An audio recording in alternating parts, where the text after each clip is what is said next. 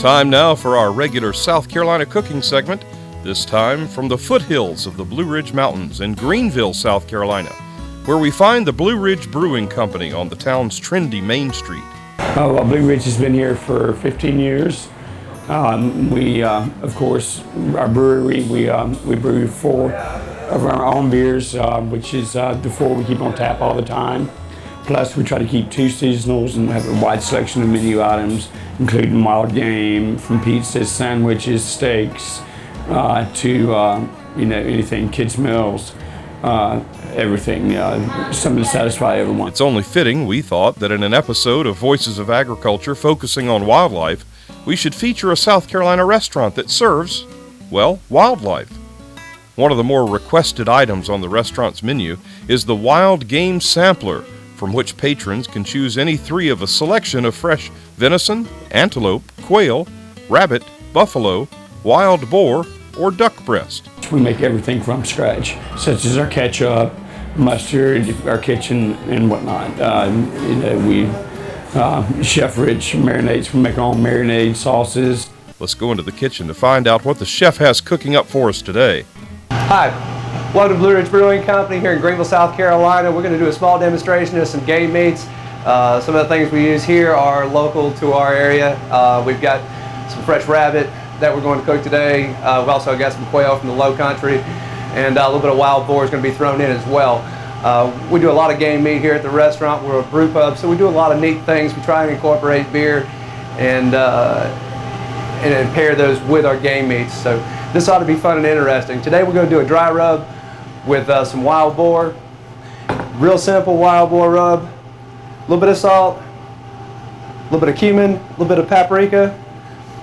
It's about 2 parts paprika, 1 part cumin, and 1 part salt. You might want to go a little easier on the salt. It really doesn't need that much. These are very small boar chops. Next thing we're going to do, we're going to take some of our Manchester quail right here. We can do this a couple of different ways. I've got a basting sauce. We're going to marinate one of these real quick. I'm going to show you a quick little recipe that we do. We take a little bit of red wine, a little bit of balsamic vinegar, about equal parts. I want to throw a little cracked pepper in here as well. A little bit of chopped onion, a little fresh chopped garlic. And then what we're going to do to knock the acidity off of that balsamic vinegar, we're going to add a little bit of dark brown sugar to kind of give it a little bit of body, a little bit of flavor. We're going to marinate this really quick. You can do this up to overnight, but you don't want to get too terribly heavy with this marinade. It is kind of strong. The flavors are delicate on the quail. You want to preserve those. Our rabbit that we're going to also do, we'll prepare this just very simply. I've got a nice little like a basting sauce, basting vinaigrette that we're going to just dab on here before we put it on the grill. This is simple oil and vinegar. There's some soy sauce, garlic, and a little bit of Creole seasoning in here. This rabbit will go on first. We're going to need a little bit extra cooking time for it. We may actually just do a little finish in the oven.